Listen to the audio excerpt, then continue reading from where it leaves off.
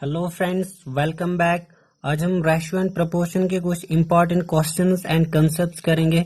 आपको बस video and तक देखना है एंड प्लीज अगर वीडियो अच्छा लगा लाइक एंड सब्सक्राइब करना। चलिए स्टार्ट करते हैं।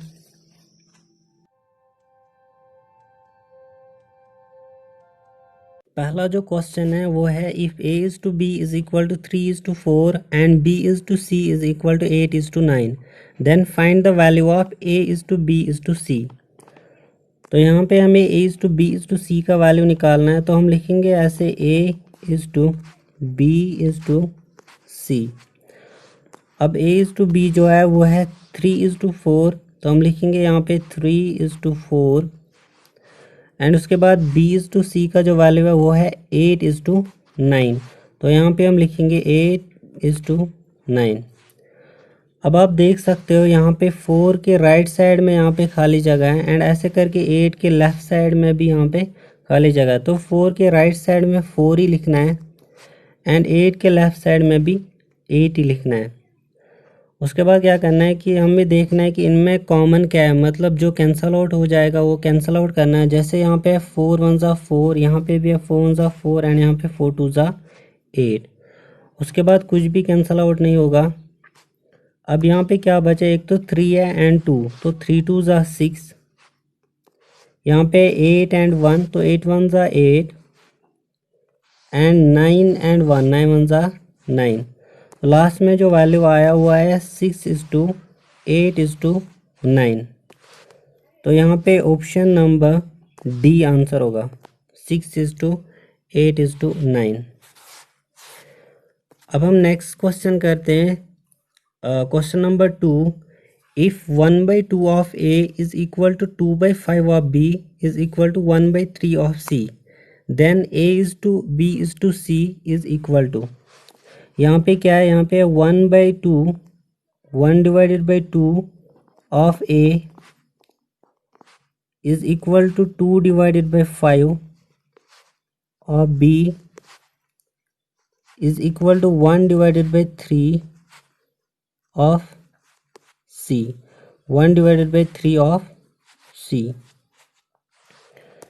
तो हम 1/2 ऑफ a को लिख सकते हैं, 1/2 ऑफ के बदले में आएगा multiply a is equal to 2/5 into b is equal to 1/3 into c। तो यहाँ पे हम लिख सकते हैं 1/2 इंटू a, ये हम लिख सकते हैं a/2 is equal to 2/5 into b, लिख सकते हैं हम 2b/5 is equal to 1/3 into c, हम लिख सकते हैं c/3। तो ये जो तीनों a/2 is equal to 2b/5 is equal to c/3, ये हम k के बराबर रखेंगे। अब हम क्या करेंगे, a का वैल्यू निकालेंगे, b का वैल्यू निकालेंगे एंड c का वैल्यू निकालेंगे। तो यहाँ से अगर a/2 को हम k के बराबर रखेंगे तो a का वैल्यू क्या आएगा, a is equal to 2k। उसके बाद अगर 2b/5 को हम k के बराबर रखेंगे तो b का वैल्यू क्या आएगा, b is equal to 5k/2, 5k/2। तो ये हमें b का वैल्यू मिला। तो c का वैल्यू क्या आएगा, c/3 is equal to k, तो c का वैल्यू क्या आएगा, c is equal to 3k। अब हमें निकालना क्या था, हमें निकालना था a is to b is to c। तो हम यहाँ पे लिखेंगे a is to b is to c। a का वैल्यू क्या है, a का वैल्यू है 2k, तो यहाँ पे लिखना है 2k इज टू b का वैल्यू क्या है, b का वैल्यू है 5k/2, तो b के बदले में हम पुट करेंगे 5k/2 इज टू c के बदले हम लिख सकते हैं 3k।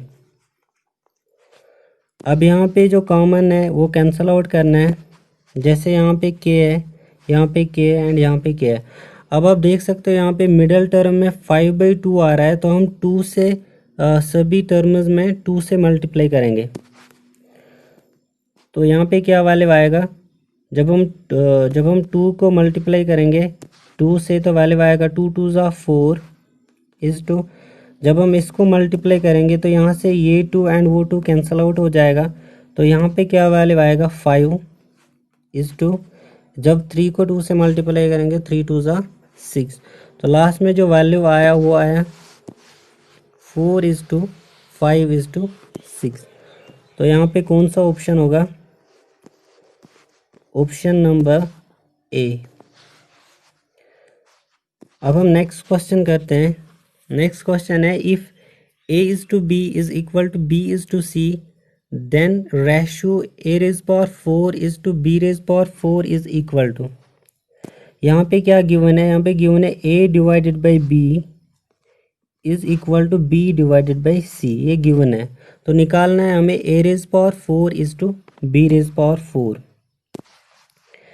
यहाँ पे हम पहले क्रॉस मल्टीप्लिकेशन करेंगे। यहाँ पे क्या वैल्यू आएगा, b into B is equal to b² is equal to a into C, ac। तो यहाँ से हमने b² का वैल्यू निकाला। अब हमें क्या निकालना था, a⁴ इज टू b⁴। तो a⁴ upon b⁴ is equal to, a⁴ को हम ऐसे लिखेंगे, a⁴ अपॉन b⁴ जो है इसको हम लिख सकते हैं b² का होल स्क्वायर, ये भी b⁴ के बराबर हो गया। तो उसके बाद क्या करना है, b² का वैल्यू है ac, तो यहाँ पे हम पुट अप करेंगे, b² के बदले में हम लिखेंगे ac। तो क्या वैल्यू आएगा, a⁴ upon ac² is equal to a⁴ जो है इसको हम लिख सकते हैं a² इंटू a², क्योंकि नीचे भी एक a² आएगा, इसलिए हम ऊपर जो a⁴ है इसको हम लिखेंगे a² इंटू a²। तो नीचे आएगा a² into c², a² into c²। अब यहाँ पे ऊपर भी a² है एंड नीचे भी a² है, ये कैंसल आउट हो जाएगा। तो लास्ट में वैल्यू क्या आया, वैल्यू आया a² divided by c², a² divided by c²। तो हमें a⁴ इज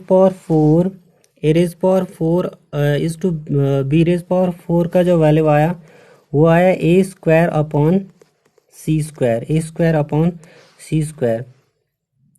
तो यहाँ पे कौन सा ऑप्शन है, ऑप्शन नंबर बी।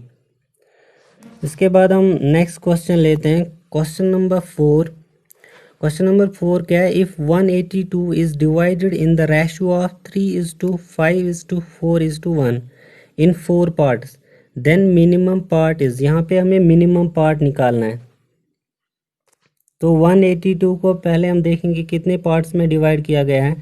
यहाँ पे है 3, 5, 4 एंड 1, तो 3 + 5 कितने हो गए, तो 8, 8 + 4 इज 12 एंड 12 + 1 इज 13। तो 182 को 13 पार्ट्स में डिवाइड किया गया है। तो हम पहले देखेंगे 1 पार्ट का वैल्यू कितना है, वो निकालने के लिए हम 182 को 13 से डिवाइड करेंगे। 182 को 13 से डिवाइड करेंगे तो यहाँ पे क्या वैल्यू आएगा, 13 × 1 = 13, 13 × 1 = 13, फिर यहाँ पे आएगा 52, तो 13 × 4 = 52, तो यहाँ पे क्या वैल्यू आया 14।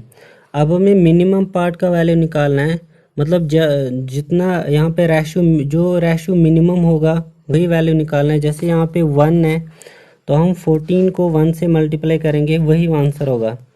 तो 14 × 1 is equal to 14, that means जो मिनिमम पार्ट होगा वो होगा 14। तो यहाँ पे ऑप्शन नंबर सी आंसर होगा। अब हम नेक्स्ट पार्ट करते हैं, नेक्स्ट क्वेश्चन करते हैं, question number 5। What will be the inverse ratio of 17:19। तो हमें यहाँ पे क्या है, इनवर्स रेशियो निकालना है। 17 अपॉन 19 का इन्वर्स रेशो निकालना है। जब भी आपको इन्वर्स रेशो निकालना होगा आप न्यूमरेटर की जगह डिनोमिनेटर लिखोगे एंड डिनोमिनेटर की जगह न्यूमरेटर लिखोगे। जैसे मैं यहाँ पे लिखूँगा 19 डिवाइडेड बाई 17, मतलब 19 इज टू 17, 19 इज टू 17। ये हम ऐसे भी लिख सकते हैं, मतलब इसका जो आंसर है हम ऐसे भी कर सकते हैं। यहाँ पे गिवन था 17 इज टू 19, तो 17 इज टू 19 का जब हमें अगर हमें इन्वर्स रेशो निकालना होगा तो हम लिख सकते हैं 1 डिवाइडेड बाई 17, 17 इज टू 19, तो इसका भी आंसर आएगा 19 इज टू 17। तो यहाँ पे कौन सा ऑप्शन होगा? ऑप्शन नंबर ए यहाँ पे आंसर होगा। तो हमने 5 क्वेश्चंस किए हैं ऑन रेशियो एंड प्रपोर्शन।